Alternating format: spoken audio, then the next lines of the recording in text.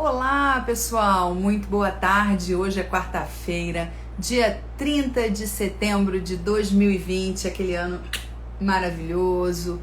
Uma boa tarde aí para todos vocês. Hoje a gente vai ter um papo muito legal sobre autismo. Eu já vou apresentar para vocês a nossa convidada. Vou só esperar aí o pessoal entrar. E peraí só um minuto. Acho que agora foi. Beta, já vou te chamar. Um momento. Peraí. Olá, Eric, olá, Rosângela, Luciana, sejam todos muito bem-vindos. Maravilha. Deixa eu chamar a nossa convidada de hoje, que é psicóloga infantil, e ela tem muito a contar pra gente. Só um minutinho. Também aqui na internet. Deixa eu ver. Tô te chamando, Roberta. Olá! Oi, Tudo bem? tudo bom? Tudo bem. Você tá me vendo bem? Quer dizer, tá um pouco com pixelzinho, sabe? Sei, pois é. Não sei se eu tento mudar pro 4G. Olha,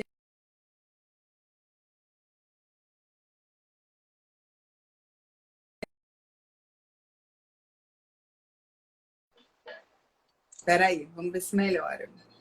Se não Ah, melhorar, melhorou? não melhorou? Não, melhorou.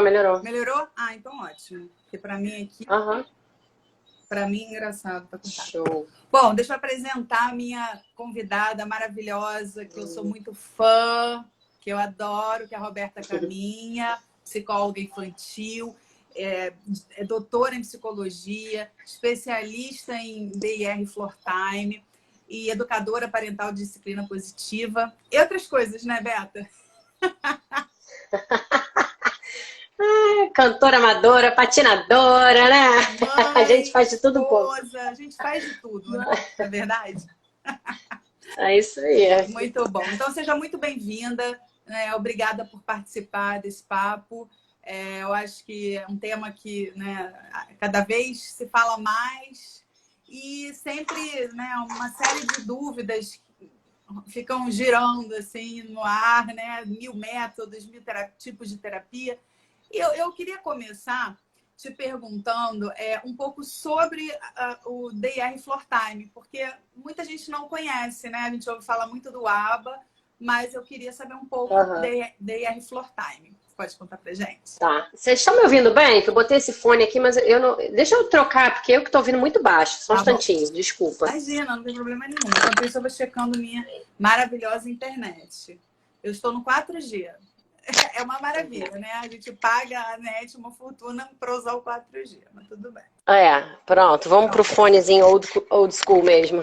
Vamos lá. Olá, Medina, Esme Palmieri, Drica Cutivac, sejam todos bem-vindos. Podem participar, apertar bastante o coraçãozinho, mandar perguntas. E vamos lá, Beta. É Vamos isso falar um aí. pouco do DR Floor Time. Vamos. Primeiro te agradecer o convite, abrindo esse espaço aí, você que anda entrevistando tanta gente legal, né, e de assuntos diversos, colocar esse assunto aí em pauta agora, que é um assunto super importante, né, que é o autismo. Então, o DIR Floor Time, ele é mais conhecido como Floor Time, né, mas o Floor Time, na verdade, sei lá, é uma estratégia dentro do DIR, né. Tá. O DIR é uma sigla. O D diz respeito a níveis de desenvolvimento e diz Development. respeito às diferenças individuais, porque é uma sigla em inglês, né? Tá. E o R é as relações, o relacionamento, né? Então, a gente acredita que todo o desenvolvimento, ele se dá dentro da relação, né? E a gente tem como ajustar a nossa forma de se relacionar com o outro, adequando a nossa forma às diferenças individuais dele. E a partir disso a gente vai potencializar o desenvolvimento. Né? Então é uma abordagem que tem essa base desenvolvimentista, né? Que prega muito o conhecimento, o desenvolvimento se dando através da relação com o outro, né? E de uma forma muito natural, né? Não tão estruturada, digamos assim. Né? Eu sou muito suspeita, né? Isso não é uma propaganda, mas eu sou muito suspeita, né? O meu filho que tem autismo há 7, 8 anos já, né? Acho que são 7 anos, já nem sei se são 7 ou 8 anos, né? Faz a terapia, né, contigo. E você sabe que, eu sou muito feliz com essa escolha. Eu nem conheci outra terapia, né? Eu É verdade. fui direto ao Floor Time. Foi meio que uma coisa, foi meio que um destino, né? Na verdade, eu fui indicada para outra terapeuta que não tinha horário, e aí me indicou, você estava começando atendimento domiciliar, alguma coisa assim. E aí foi incrível, porque eu vi a partir dali o meu filho realmente começar a se desenvolver incrivelmente. E eu me lembro de uma coisa, para quem não conhece o Floor Time, eu queria dar um exemplo prático que eu me lembro muito, eu não sei se eu já te falei isso. Eu me lembro que quando você explicou, né, a nossa terapia é baseada nos interesses da criança. E, enfim, para mim é um mundo totalmente novo, ele com 3 anos, ok, né? Tipo, o que será isso? E aí depois, né, entendendo mais ou menos o que é cada terapia e tal, eu me lembro de um episódio que foi logo no início, e você tinha um mosquito. E aí ele começou a olhar um mosquito e tipo, tava nem aí, né? Tipo, a gente tentando, não sei o quê. Aí você, mosquito, sai daqui, mosquito, vai pra lá, mosquito. E aí você correndo atrás do mosquito e ele atrás de você, sai, mosquito, sai. E aí eu tenho esse registro dele começando a falar muito mais a partir dali. E aí eu fiquei encantada com aquilo. Eu falei, cara, é isso. Tipo, não entendeu? Não é que ele vai ficar sentado sendo obrigado a fazer, porque ele já tinha feito uma fono. Eu não sei qual é o estilo, o método, mas não rolava. Ele queria ir embora, ele não queria ficar ali sentado. E eu falei, gente, como é que vai ser isso? O garoto não quer sentar, não quer fazer nada. E aí vem Roberta e vai, sai, mosquito. Sai, mosquito, sai daqui. E o mosquito, o mosquito nos conectou. Eu nem lembro disso, olha. Mas faz muito sentido, assim, né? O que a gente... a base do trabalho é justamente o que você falou. A gente seguir o interesse da criança. Mesmo que esse interesse seja um mosquito. Né? Porque a gente parte do princípio de que onde está a atenção dela é o interesse dela. Né? Então a gente não menospreza nenhum interesse, né? O que eu sempre falo, pode ser a poeirinha que está no chão, pode ser um mosquito que está voando, né? Porque aí a gente se junta a criança aquilo e aí ela vai falar, pô, então ela tá sacando qual é a minha, né? A gente está compartilhando um momento aqui, né? Que é o que a gente quer, compartilhar experiências, né? Que a gente quer viver experiências significativas, emocionalmente significativas juntos, né? Compartilhar disso, que é um dos grandes desafios para muitos autistas, né? A coisa do compartilhar, né? Então é o que a gente quer. E aí para isso a gente precisa realmente partir do interesse, né? Mas é um interesse muito legítimo, que é isso, é um mosquito que tá voando, sabe? E é interessante porque não vai ser igual para todo mundo, né? Cada um tem uma pegada, né? Meu filho é super eletrônico, mas outra criança não vai ser, né? Exatamente. Meu filho vai olhar um mosquito, o outro vai olhar para o chão, para um carrinho, sei lá.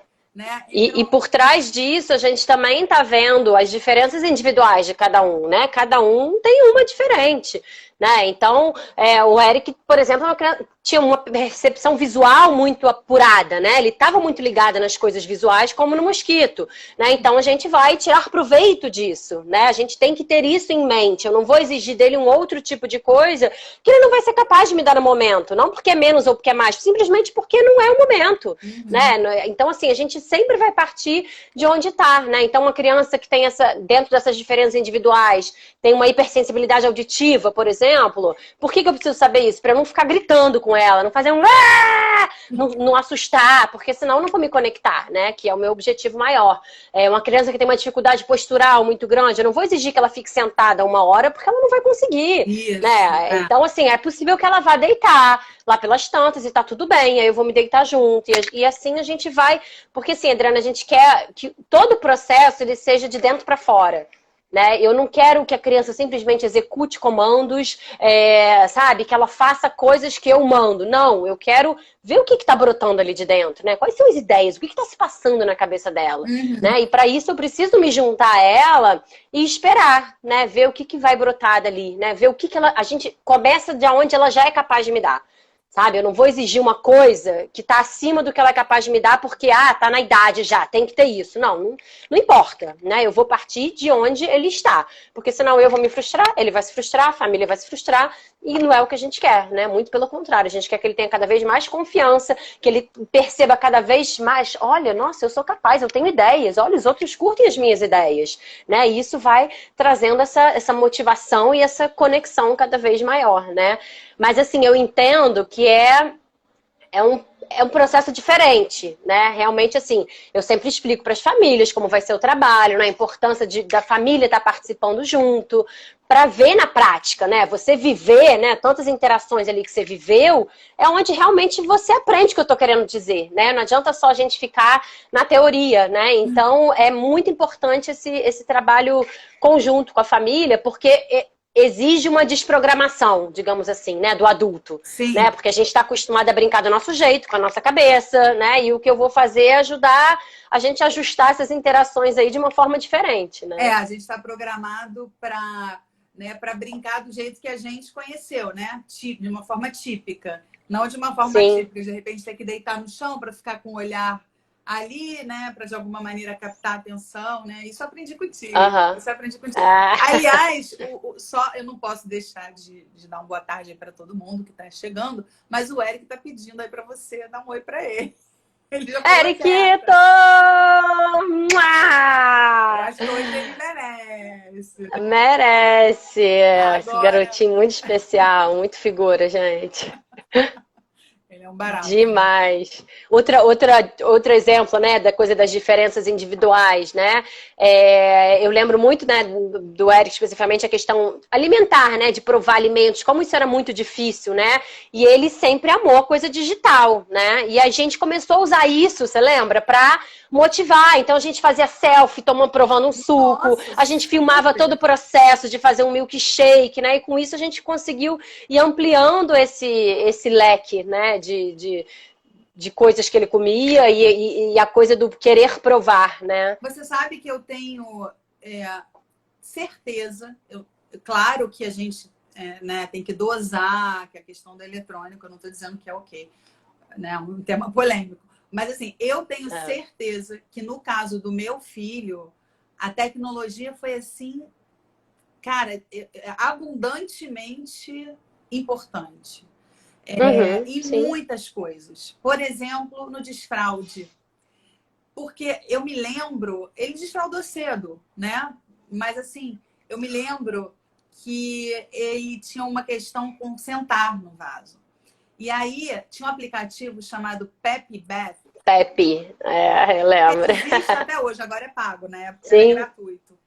E era incrível, porque o que eu fazia? Eu fazia uma competição. Ele não queria sentar direito, eu falei, não, vamos ver quem vai fazer primeiro. Aí eu levava o iPad assim na cara dele, tipo assim, sabe? E fazia, aperta a barriguinha dele, e ele começou a fazer, enfim. Então, assim, nas mínimas coisas, essa coisa da selfie, que você tá relatando, exatamente, tipo, ali as expressões, a coisa do alegre, do triste, do bravo, foi contigo, fazendo aquilo, tipo, caramba, e ele... Cara, ele realmente gosta muito, né?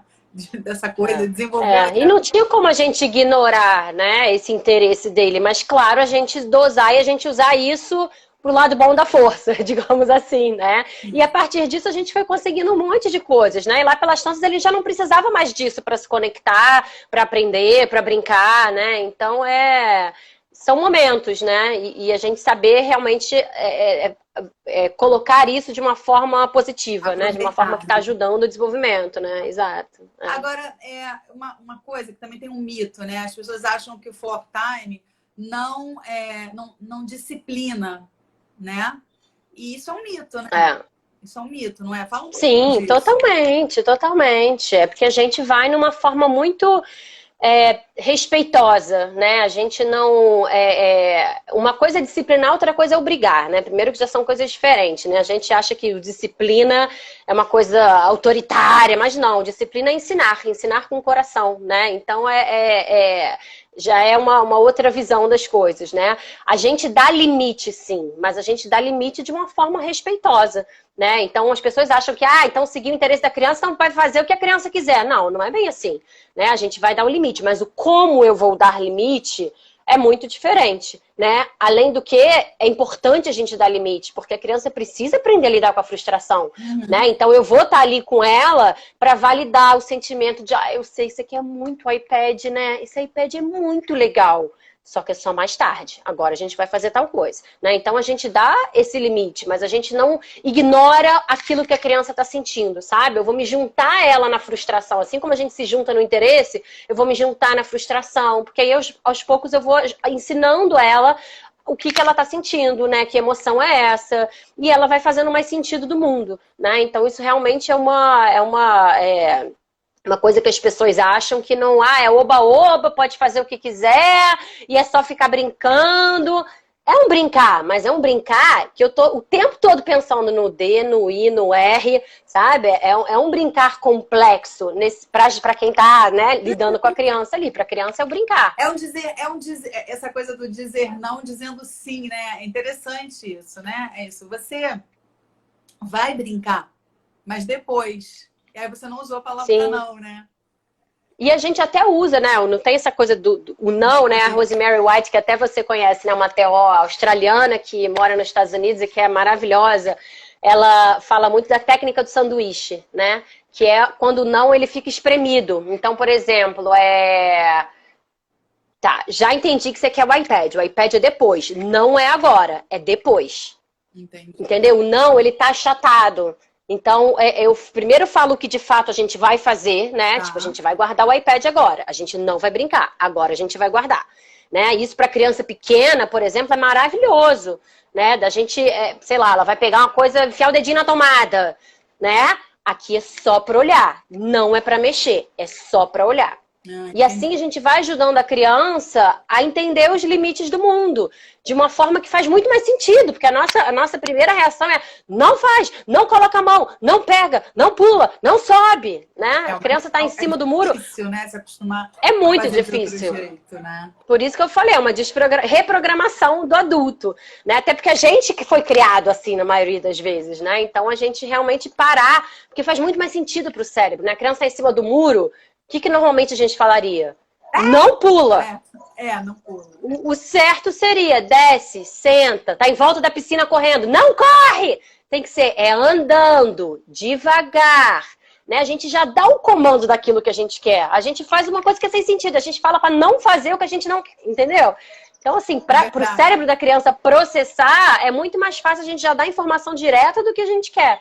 Né? E fiquem com sanduíche aí em mente, que é esse não espremidinho, né? Que faz muito mais sentido. Muito legal, bacana. A gente vai falar muito mais de educação parental, que você é uma especialista, né? E isso serve para todo mundo, não só para crianças autistas, né? Serve para todos os pais. Inclusive o DIR, Adriana, é outro mito, né? De que só é um modelo para criança autista. Não, é uma filosofia de vida, uma forma de enxergar o desenvolvimento, né? Que serve para qualquer pessoa, a gente fala criança mais que é meu público, mas pessoa, adulto, né? Qualquer pessoa, né? Sim, verdade. Olha, mas eu vou mudar um pouquinho, porque o Renan Rodrigues está perguntando aqui se é real que quando um portador de autismo se propõe a fazer alguma coisa, ele faz com excelência. Eu conheço 2 irmãos gêmeos que juntos têm 8 títulos mundiais de jiu-jitsu. Os 2 são autistas e todo mundo conhece eles no meio do jiu-jitsu. Que legal. Muito legal, muito maneiro. Não é uma regra, né? Existem autistas que têm grandes habilidades, que têm um hiperfoco, e isso vai ajudar você a se tornar super especialista numa coisa, e outros não, né? Não vão ter nenhum interesse tão específico, não vão desenvolver isso, ou às vezes tem tantas questões motoras e sensoriais que talvez ele até tenha alguma habilidade, mas não consegue nem mostrar porque o corpo é tão prejudicado, né? No sentido de eu tô dentro de um corpo que eu não dou conta, né? Então, assim, a gente parte do princípio que todo mundo tem um potencial, né? Qualquer ser humano, na verdade, né? E basta a gente tentar conseguir encontrar e dar as ferramentas para isso, né? Eu acho que esse é o principal, né? E a gente acredita que a gente é a maior ferramenta através da nossa relação, né? Então, uma criança, como eu falei, que tem uma dificuldade motora muito grande de processar as informações do ambiente, eu vou ter que falar mais baixo, eu vou ter que falar mais devagar, os meus movimentos vão ser mais amplos e lentos para dar tempo dela processar a minha intenção, né? O que a gente vê com muitas crianças do mundo é tão acelerado que ela não processa, ela não dá conta. E aí eu acabo, me fechando porque tá muito rápido para mim, eu não tô processando, sabe? Então, assim, existem esses casos, né, de autistas com essas grandes habilidades aí, porque fica com esse hiperfoco e se dedica àquilo e tal, mas também tem autistas que não têm essas grandes habilidades, né? Então, hiperfoco que eles têm. São conhecidos por só treinar 10, 12 horas por dia, não tem vida social. É isso, né? O que a gente quer é um equilíbrio, né? De que adianta a gente, né, ter uma... Como o próprio Rayman, né? Que é tão caricato, mas assim, sabia fazer as contas todas lá e não consegue sustentar uma conversa. Né? Não consegue amarrar um cadastro de sapato. Então sabe, a gente tentar achar o equilíbrio disso tudo, né? É verdade. Agora, é mito ou verdade que o cérebro dos autistas funciona um pouco como um superpoderes, no sentido assim, superpoderes, claro, tipo, para as pessoas, para os leigos entenderem, para quem não convive, né, com o autista entender, os sons, para alguns, são muito mais altos do que nós escutamos, o gosto para alguns é muito mais forte do que para a maioria das pessoas, as cores são muito mais coloridas. Isso é verdade? Porque se isso é verdade, realmente, né? Imagina você entrando num lugar colorido, né? E vendo tudo, né? Isso explica muitas coisas, né? Principalmente no caso dos não verbais. Na verdade, assim, essa parte... depende, tem casos e casos. Assim, esse perfil sensorial, ele é muito individual. Então, tem crianças que têm uma hipersensibilidade, que o som, aquilo já vai, né? Tem muitas crianças que isso varia muito, então num dia o mesmo barulho vai me matar e no dia seguinte eu não vou nem perceber ele, né? E tem crianças que são hiporresponsivas, que você pode fazer o que for que ela não vai estar nem, né? Então, assim, é um perfil muito diferente. Agora, o que se sabe é que, de fato, a maioria tem problemas sensoriais, né? Não é à toa que no último... Alguma, exatamente. Algum dos sistemas sensoriais, de modo geral, vários, né?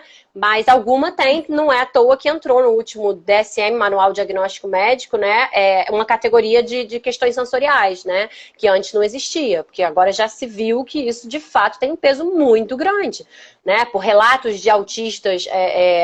verbais, né, que escreveram livros, a própria Temple Grandin, tudo, eles relataram quanto que essa parte sensorial impacta, né, tanto o hiper, né, de eu processar demais, né, quanto até o hipo.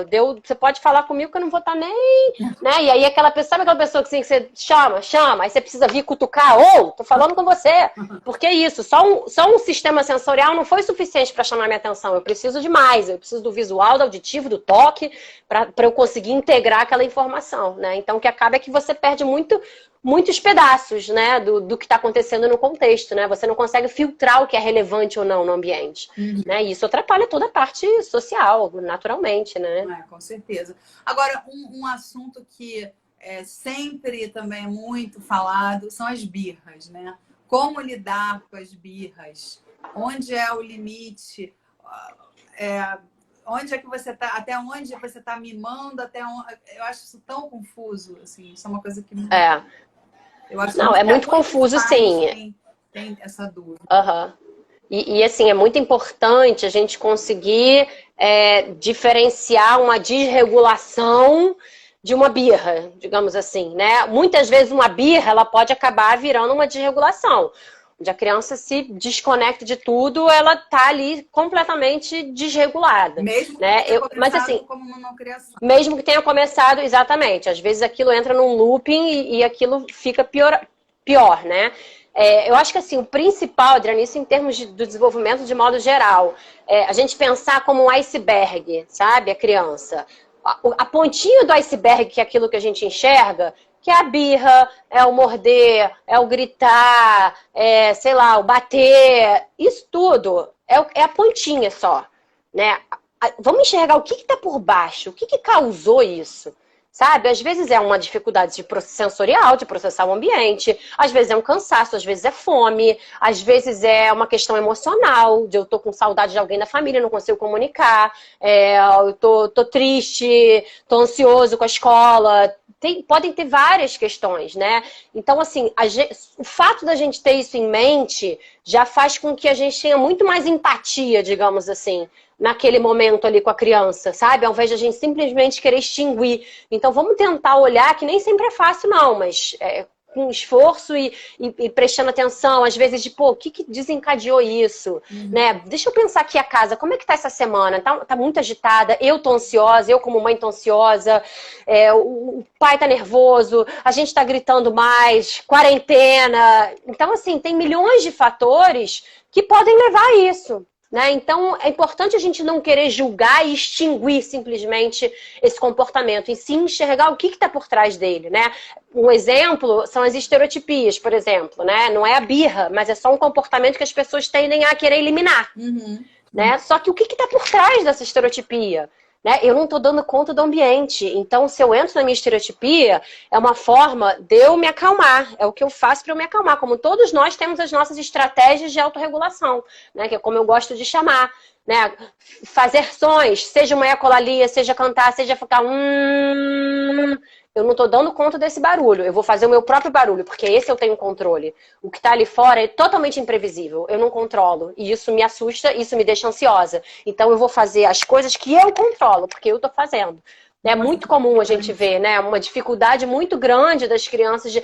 mas quando ele faz, não tem problema, barulho alto. Não tem, porque ele sabe o que esperar, porque ele que está fazendo. Ele que está no controle disso. Quando a gente faz, a gente não... Quando o outro faz, você não sabe o que esperar. Né? Então, aquilo me causa né, uma ansiedade. Então, quer dizer, e aí no lance da birra, a bronca, quer dizer, quando a criança está desregulada, e isso eu acho que qualquer criança, né, típica ou não, ou atípica, acho que o grito, que muitas vezes, né, é uma coisa natural, né? Às vezes, para, pelo amor de Deus, para de gritar. Na verdade, só piora, né? Exato. Tem um exemplo aqui da mão, que é um modelo do cérebro, né? Aqui é a nossa amígdala, a nossa parte mais primitiva, né? A nossa resposta de luta, fuga, é a amígdala. Aqui, se eu fechar aqui, é o nosso córtex, né? Que é a nossa parte pensante, né? O córtex pré-frontal é onde está ali a minha capacidade de julgamento, de pensar, de tomar decisões, né? Quando a gente está desregulado, a gente está assim. Tem alguém pensando aqui? Não está pensando, você está no mecanismo de defesa, que é o que a maioria das crianças vivem, tá? Muitas crianças que não têm a capacidade de autorregulação, que têm dificuldades sensoriais, é como se ela tivesse o tempo todo aqui, né? Então, ela está o tempo todo com o sistema de alerta ligado no mecanismo de eu tenho que me defender, né? É uma questão de sobrevivência. Então, muitas dessas birras em ambiente escolar, por exemplo, acontecem por isso. Né? A tampinha está levantada, então ela está num mecanismo de defesa, porque é isso, é muita coisa imprevisível acontecendo que eu não dou conta, e aí eu tô sempre assim, qualquer coisinha já vou ter que me defender, né? E só que a criança ainda não tem essa capacidade de fechar, né? A gente tem, teoricamente, né? Ou não. Nem sempre, teoricamente. Né? Nem sempre, Roberto. Nem sempre, mas a gente, né, por questões de idade, já tem um córtex mais formado, né? A gente tem mais condições. Então, o ideal... Só que quando a criança está gritando, a nossa tendência é fazer o quê? Aqui. Aí são dois cabeçudos aqui, ó, se batendo. Só que a gente consegue fazer assim. A gente fazendo assim, a gente ajuda a criança a fazer assim também, né? Então, na hora da birra, a criança tá gritando, eu vou falar mais baixo. Vou falar mais devagar, porque é a hora que eu preciso corregular com ela, ou seja, ajudar ela a se regular através do meu estado, né? Então, eu tenho essa ferramenta, claro, nem sempre, e aí entra a importância do autocuidado, a gente procurar estar sempre bem, né? Na medida do possível, a gente ter os nossos recursos de esvaziar o copo, para o nosso copo não estar sempre cheio, né? Para chegar numa hora dessa, a gente conseguir fazer isso, né? Então, assim, e a outra coisa, nesse momento da birra, a gente conectar, a gente validar aquilo que ela está sentindo, né? Então, ela quer o iPad de qualquer jeito. Não, iPad agora não. Tirei o iPad, escondi. Não, eu vou validar. Eu já entendi. Isso aqui é muito iPad, né? É muito legal. Você adora jogar aquele joguinho. Já entendi. Só que é mais tarde. Agora a gente vai fazer tal coisa. Vai ser rápido e simples? Não, ela vai continuar gritando. E a gente vai validar. Eu já entendi. Você quer muito o iPad. É muito Só que é mais importante, tarde. é muito importante manter o controle, né? Acho que esse é o maior A gente, exercício parental. a gente manter o controle e a gente se conectar para depois dar o limite, sabe? Da gente viver a frustração junto ali, da gente mostrar para a criança que, cara, eu entendi que isso é muito importante para você. Só que é depois que você vai ter, sabe? Então, da gente conectar antes de corrigir. Isso é um aprendizado realmente, né? Né? Quando a É. criança passa na frente de um parquinho, tá? Ela tá na expectativa de ir ali. Aí você chega lá, tá fechado. Isso aconteceu, nossa, comigo, o Eric era bem pequeno. Nossa, era um caos. E aí, realmente, quando eu passei a validar a frustração dele, né? E ele via que eu estava do lado dele, realmente ele foi melhorando nesse sentido, né? Então, eu Você se sei, sente eu tô acolhido muito ali num triste que o sentido, parquinho tá né? fechado também. Eu tô muito triste. É. Mas vai abrir outro dia. E aí você pode, nesse momento, que eu vejo assim com muitas crianças que funciona, usar a coisa cognitiva, assim, a emoção. Então, por exemplo, esse parquinho é muito maneiro, né? Aquele escorrega. Lembra aquele dia que você foi? Você levou um tombo, caiu de bumbum, foi muito engraçado, sabe? Então aí você começa a lembrar momentos legais que vocês tiveram naquele parquinho, que isso muitas vezes ajuda a trazer uma leveza para o momento, sabe? Não ficar naquela coisa da frustração, né? E a outra coisa é a gente sempre lembrar de trabalhar com a prevenção. Então, tipo, vamos no shopping e no parquinho. Ih, lembra aquele dia que estava fechado? Será que hoje vai estar fechado? E se tiver fechado, o que a gente vai fazer? Aquele dia você ficou muito chateado, né? Sabe? A gente pensar nas possibilidades. Mas por Porque exemplo, pode ser eu que... tenho uma dúvida. No caso, se você não está indo para ir ao parquinho, mas aí você passou na frente, né? Como acontece, na verdade, a maior parte das vezes, acho que para todo mundo. Eu quero ir ali. Mas está fechado. Você acha que é melhor não passar na frente para evitar a situação da birra ou é melhor passar na frente e passar por isso? Vai depender da sua disponibilidade afetiva no momento. Se você tá com pressa, se você tá sobrecarregada, entendeu? Mas se não, se você tá de boa, é um momento que, vamos passar. Vai ser legal eu treinar essa frustração em público, que é o maior desafio, né? Então, assim, vai de cada um, né? Vai realmente do momento que você... E às vezes você vai passar sem querer, né? Você não vai nem lembrar que o parquinho tá ali, passou, tá fechado, caramba. Então, acontece também, Verdade. né? Olha, mas assim, é só a gente ter essa noção de ter empatia ali, sabe? Da gente validar esse sentimento. Olha, a M. Cleusa, Mirinha querida, tá avisando que tá travando. Deixa eu ver, deixa eu tentar aqui voltar pro meu Wi-Fi, ver se já melhorou.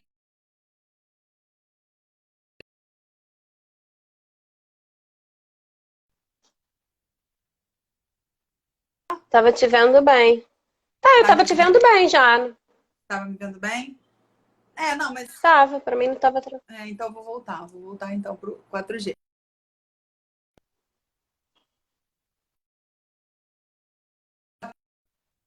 Melhor. Oi? Voltou? De modo geral, voltou também. De repente é a conexão dela que tá fraca, não? Aparentemente aqui tá tudo bem. Eu tô até acompanhando aqui em outro aparelho. Tava normal, ó. Renan colocou aí que tava normal. Beleza, Renan. Deixa eu te falar. Isso é falando da previsão, né? Previsibilidade. Vamos falar da importância da previsibilidade para as crianças autistas ou não, né? É muito importante, sim, né? E eu me lembrei de uma coisa também que você me ensinou, aprendi contigo e eu acho incrível que muita gente comete o erro de... Eu me lembro que quando eu saía, né, ou para trabalhar, ou para fazer as unhas, e o Eric chorava. Ai, não sei o que. E aí você começa a sair escondido, né? Que é o que todo mundo faz quando a criança é pequena. Aí uma vez você falou para mim assim, olha só, imagina que você vai ao cinema com seu pai, você e ele, uma dupla. Aí ele levanta e sai. Você primeiro supõe que ele foi ao banheiro, ok? E vai retornar, né? Mas ele não retorna. Como é que você se sente? né? É horrível. Você sente raiva, você sente medo, você sente Medo, tristeza, preocupação. Então, assim, é a mesma coisa, não é isso? Eu achei isso muito Sim. interessante. Então, é melhor ver a criança chorar e falar: eu vou sair, mas depois eu volto. Eu vou, mas eu volto. Quando voltar, validar, tá vendo? Mamãe foi e mamãe voltou, né? Porque isso vai gerando uma ansiedade, uma insegurança, que era até o que aconteceu um pouco, né? Era que eu não podia te ver saindo, que ele já ficava, né? Tipo, você, né? Virava uma batalha sair de casa, né? Então, assim.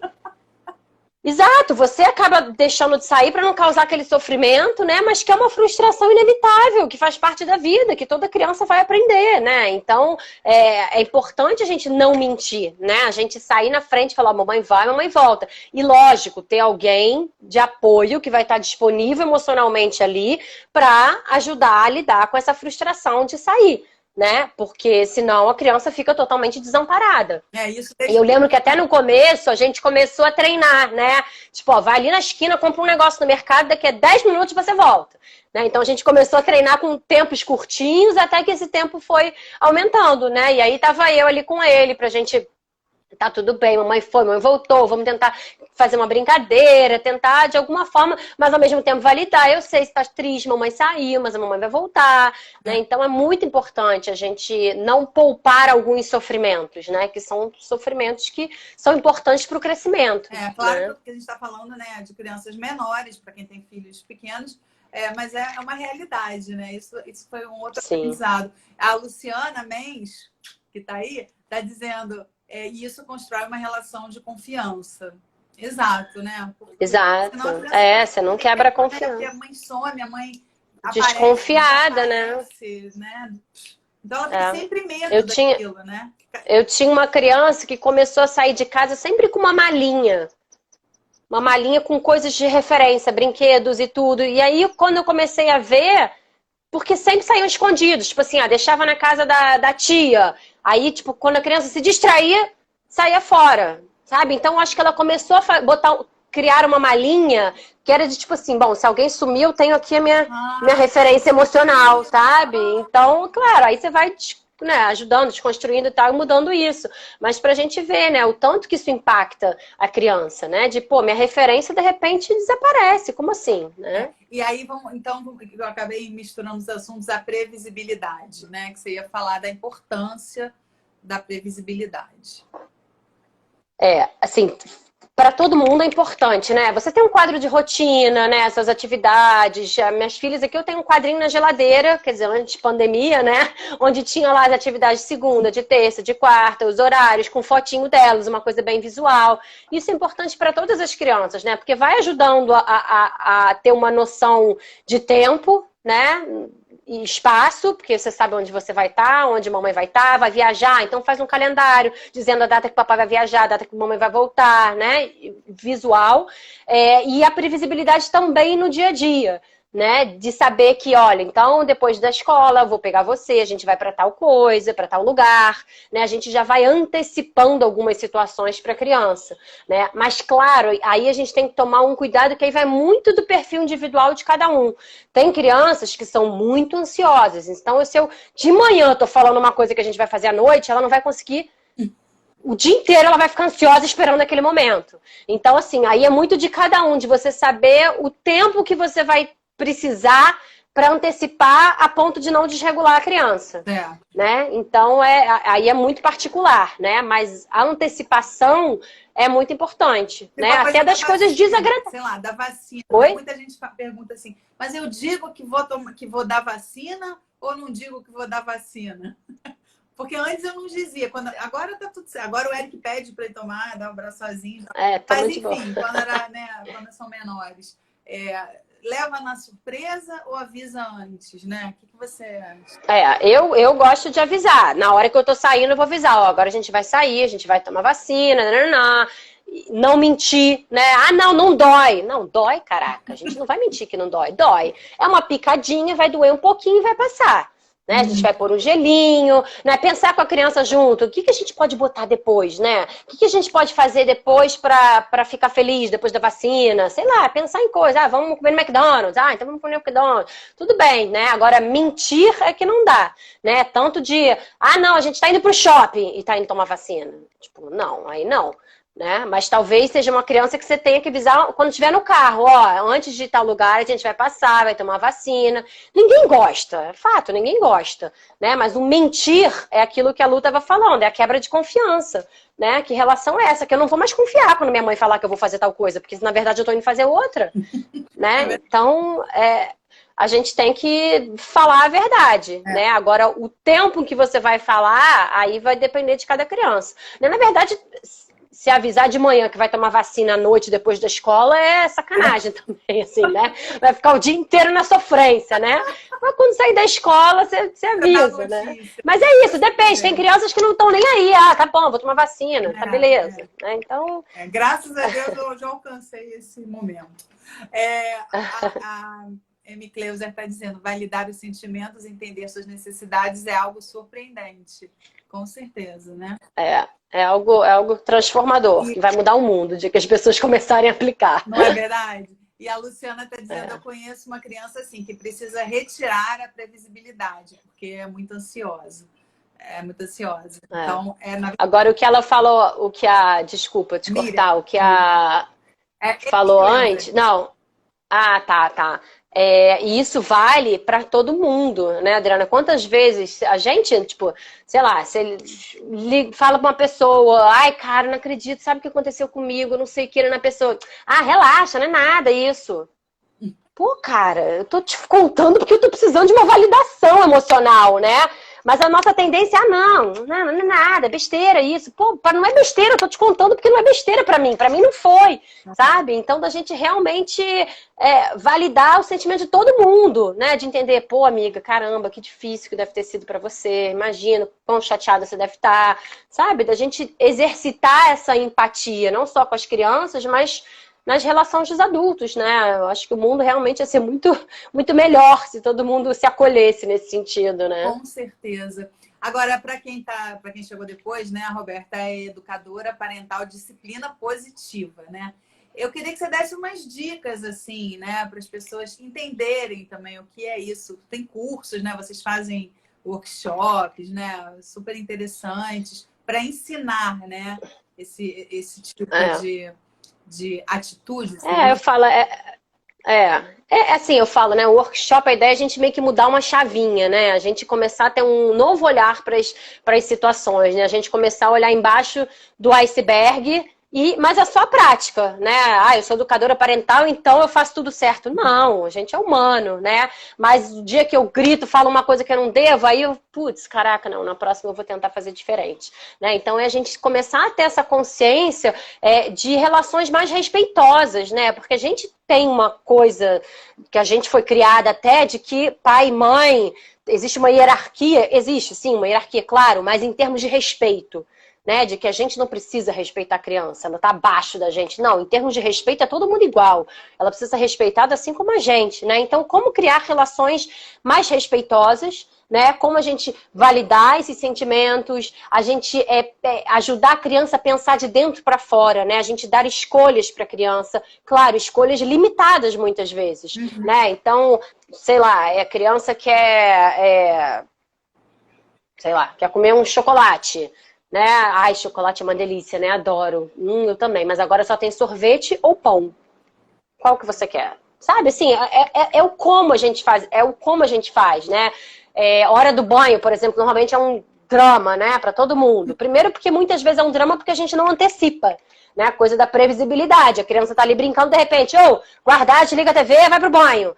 Pô, mas calma aí, ninguém me deu um aviso prévio aqui, eu ia ter que tomar banho, sabe? Então, 20 minutinhos antes, daqui a pouco vai tomar um banho.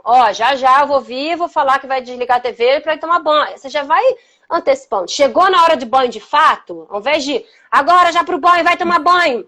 Quem que você quer levar pro banho hoje, o Thomas ou o Pocoyo? Eu não tô discutindo se vai ter banho ou não. Fato, vai ter banho. Mas dentro do ter banho, ainda assim você pode escolher. né? Você vai tomar banho no meu banheiro ou no seu banheiro? Você quer hoje se secar com a toalha azul ou com a toalha amarela?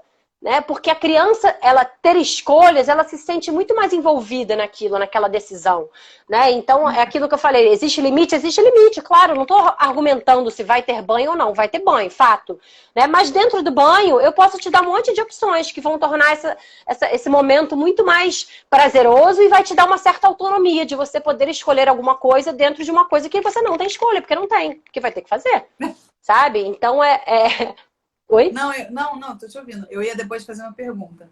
Não, eu ia perguntar, dentro do que você falou, se então, quer dizer, pais também podem pedir desculpa, obviamente, né? Porque existe uma, né, eu acho, sei lá, eu acho que a maioria das pessoas não faz isso, né? Os pais dão uma bronca e fica por isso mesmo.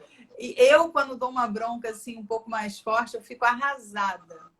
E aí eu peço desculpa. Aí tem gente que me criticou por isso. Mas você não acha que quando a gente sente que a gente tem que pedir desculpa, seja para qualquer pessoa, a gente não tem que pedir?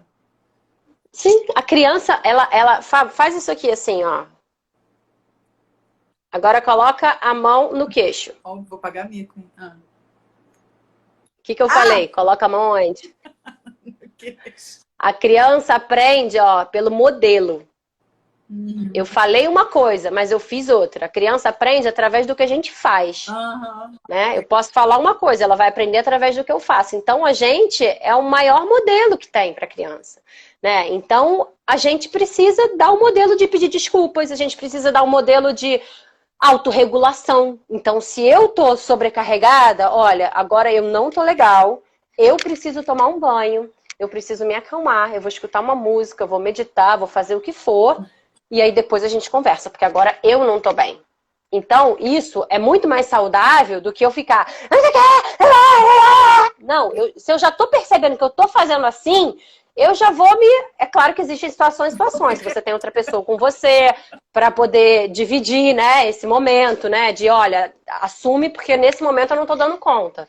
Né? Então, a gente é o maior modelo. Então, a gente é modelo de autorregulação. A gente é modelo de pedir desculpas. De, olha, a mamãe estava muito estressada, eu acabei gritando, não devia ter gritado. Vamos pensar junto. Na próxima vez eu vou tentar não gritar, eu vou tentar não me desregular. E você, o que você acha que você consegue fazer pra gente, sei lá, conseguir manter a casa organizada? E, enfim, vai das suas necessidades, né? Mas é um jogo de você mostrar suas necessidades, da criança mostrar as dela, da gente pensar junto, sabe? É muito de pensar junto. Vamos pensar junto nas coisas, nas soluções, né? Mas a gente, enquanto adulto, a gente já quer trazer solução para tudo, né? A gente já quer trazer tudo pronto, porque muitas vezes é mais rápido até pro dia a dia, né? Mas aí a gente não tá ajudando a criança a pensar, a gente não tá ajudando ela a chegar nas conclusões por ela mesma, né? E às vezes ela vai chegar em conclusões, então eu vou tentar fazer tal coisa, tá bom, vamos deixar ela testar para ver se vai funcionar, mesmo que você saiba que não vai funcionar. Né? Porque aí ela vai ter vivido no corpo dela que não funcionou. Entendi. E aí você vai junto. Lembra que você tentou aquilo? Não funcionou, né? O que a gente pode pensar agora, então, de novo? Vamos pensar noutra alternativa? E aí vai se pensando junto. Então, assim, é uma construção, sabe? Para que tipo de adulto a gente quer? Né? Um adulto pensante. Mas né? E quando a criança, por exemplo, tá gritando, fingindo que tá chorando e não tá, que é uma birra mesmo? E aí? Aí vale castigo? Não vale castigo? Cantinho do pensamento? Não? Eu particularmente não curto, e dentro da disciplina positiva a gente não é da política do castigo. Por quê? A gente parte do princípio que o castigo não está ensinando nada, na verdade. O castigo, você até está eliminando aquela ponta do iceberg no momento, né? Mas através do medo. Então você está construindo uma relação de medo. Tipo, né? E o que isso pode... Vou tirar seu iPad, se você não tá. Aí o que isso pode gerar? O que isso pode gerar? A criança começa a entender que ela não deve fazer as coisas, não porque aquilo é errado. Eu não devo bater no meu amigo, não porque, porra, ele é meu amigo, eu não devo bater nas pessoas. Não, mas porque eu vou perder meu iPad. Entendeu? A gente está criando um ser humano que está baseado nas coisas de fora, né? Então eu vou deixar de fazer, não porque eu entendi que é uma regra que não é legal bater, que eu não devo bater nas pessoas, ou que eu não devo mentir, ou que eu não devo roubar, né? Porque eu tenho medo de perder alguma coisa, de perder meu iPad, de perder tal coisa. E não porque eu entendi, né? Mas é uma construção, né? Então, assim, o castigo a longo prazo, o que ele pode gerar? revolta, né? De virar uma pessoa revoltada. Segunda coisa que pode gerar me aguarde, vou fazer pior da próxima vez. Ou vou fazer escondido, porque aí ninguém vai ver que eu fiz, que a gente não quer, né? Vamos pensar nos adolescentes. Você quer adolescente fazendo coisa escondido? Não. Não quer, né? Então a gente tem que pensar nos pequenininhos já lá na frente, né? E a outra coisa que pode gerar é a sensação de sentimento de inferioridade, de caraca, eu devo ser um cocô de pessoa. Eu faço tudo errado, eu não faço uma coisa certa. E aí vai ser aquela pessoa que vai minguando assim, que vai ter uma autoestima lá embaixo. Né? Então, assim, a gente não está ajudando a construir nada. Né? Na disciplina positiva, a gente enxerga muito, o foco é na solução. Né? Derrubou um copo inteiro de água no chão. Ah, não acredito! Tá ok, derrubou, acontece. O que a gente pode fazer agora? Não gritar. Vamos pensar na solução. O que a gente pode fazer agora? Ah, pegar um pano e enxugar. Ótimo, ótima ideia. Então vamos lá, pegar um pano, a gente ajuda, a gente tem que treinar com a criança, mas já não nasce com as... que aquilo é engraçado e fica fazendo de novo de propósito. Aí a gente vai continuar pensando na solução, a gente vai fazer a solução e aí a gente vai sentar e vai conversar, né? No caso da criança que acha engraçado, vamos ter que conversar sobre isso, né? Será que é engraçado? O que podia ter acontecido? Se eu estivesse andando e não visse a poça e caísse na poça, o que poderia ter acontecido? Sabe? Da gente começar a pensar dos perigos também daquela coisa, né? E da criança que foi uma questão de, sei lá, desatenção, ou esbarrou alguma coisa, a gente também pensar, tá, na próxima vez que você for carregar um copo de vidro cheio de água, o que você pode fazer para não cair de novo, sabe? Só pra gente começar, ajudar ela a ter estratégias para aquilo, não que vá funcionar de cara, né? Mas talvez ela já vai começar a ter novos recursos ali, sabe? Colocar para pensar, como alguém falou aí. Não, mas você sabe que tem a criança que acha, que eu perguntei de achar engraçado, eu mesma estou passando por um momento, até pode servir de exemplo, olha, mas antes eu vou só comentar aqui, o Renan está dizendo aqui, meu Deus, como minha mãe deve ter sofrido comigo.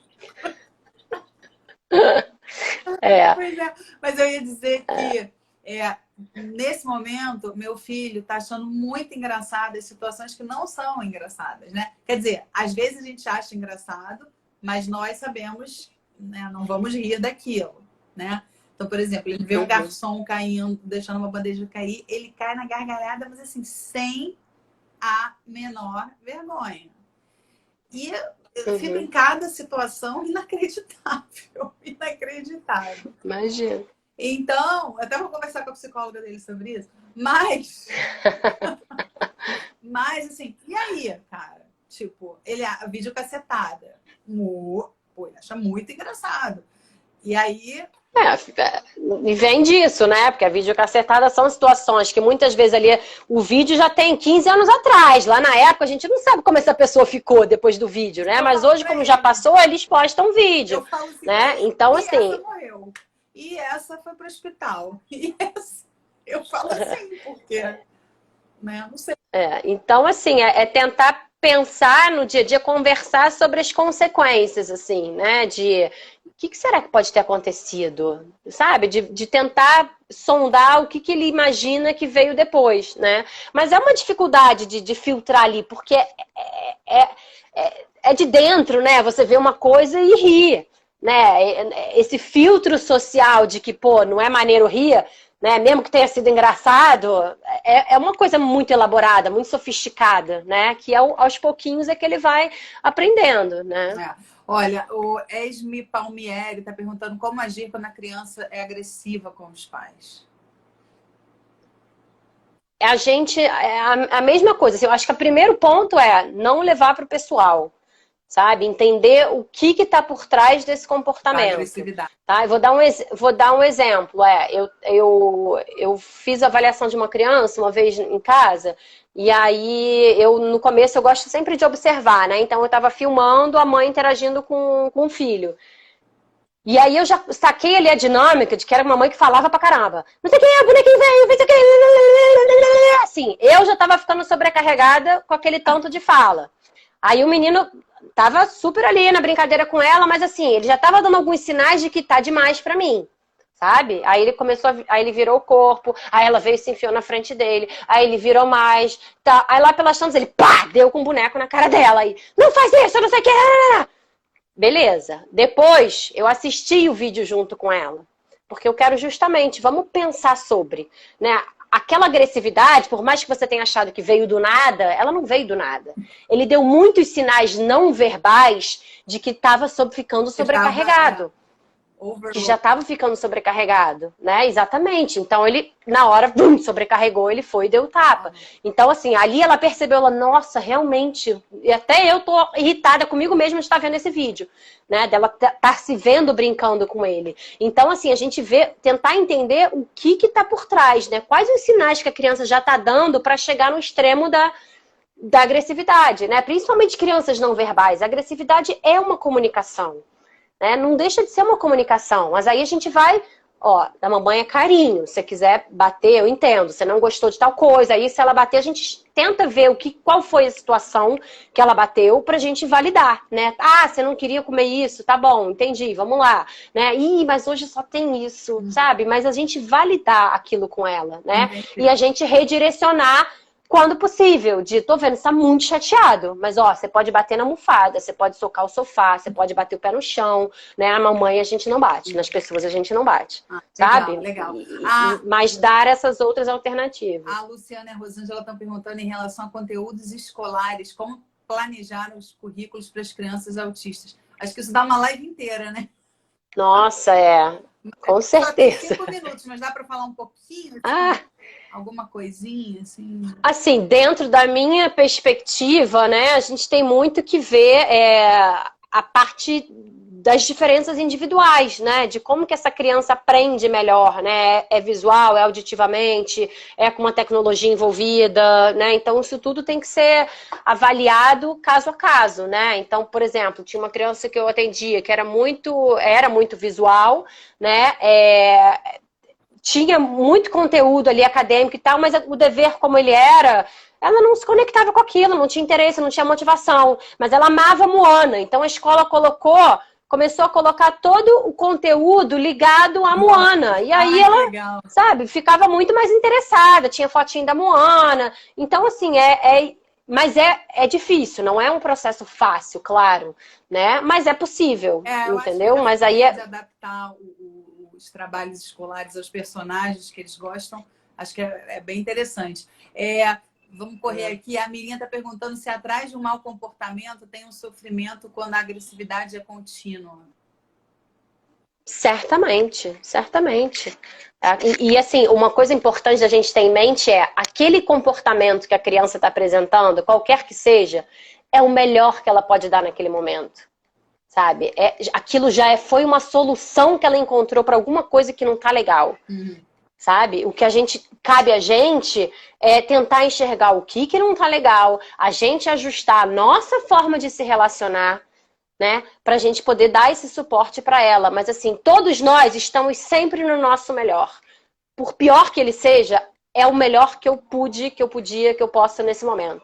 A mesma coisa criança, sabe? E isso traz pra gente um novo olhar, de não julgar aquele comportamento, sabe? Da gente realmente tentar buscar o que tá por trás. E podem ser milhões de questões. Pode ser eu saber que meu avô tá internado e eu não sei, eu sou não verbal, eu não sei expressar isso pra minha família, então vou ficar agressivo. Então, assim, comecem a perceber o que tá rolando no ambiente também, porque as crianças são esponjas, né? Então, elas captam muito disso. E é uma criança que ainda não consegue elaborar, que é não verbal, isso vai aparecer de alguma forma, né? Vai aparecer com uma doença, isso vai aparecer com uma agressividade, de alguma forma esse corpo vai colocar pra fora isso pra tentar fazer sentido, né? Entendi. Olha, o Sidney Amaral, meu querido professor, grande jornalista, está aqui nos assistindo e está perguntando se atividades que despertam interesse, como, por exemplo, o Padeiro por um Dia, que até meu filho já participou uma vez, contribuem. Em que sentido do espectro? Acho que eu acho que eu mesmo posso dizer que é sensorial, né? A coisa de ver como o pão é feito. Aquilo foi sensacional. Ver como o pão é feito, tocar, sentir, entender. Essa semana mesmo... O processo, né? O processo, isso é tão importante, né? A gente fala muito dentro do DIR, né? Como o processo é muito mais importante do que o produto, né? Então, uma coisa é você ir no mercado comprar um pão pronto.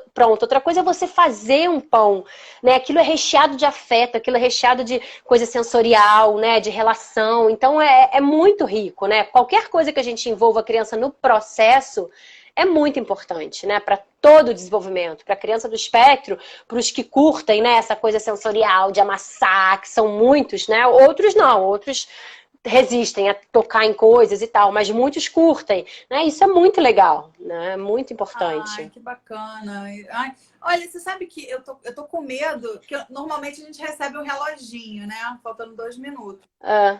E o meu reloginho não apareceu, são 17h50. Ah, o meu tem aparecido Ah, quando falta 30 segundos só. não, o meu aparece quando falta 2 minutos, acabou de aparecer. Ah, Eu ia é? falar, acho que o Não, o meu é Instagram, 30 segundos. acho que o Instagram gostou do tema e deixou a gente. Ah, nossa, até escureceu, eu fiquei no escuro aqui. Olha, bom, a gente está com 2 minutos, agora 1 minuto e 40. Eu quero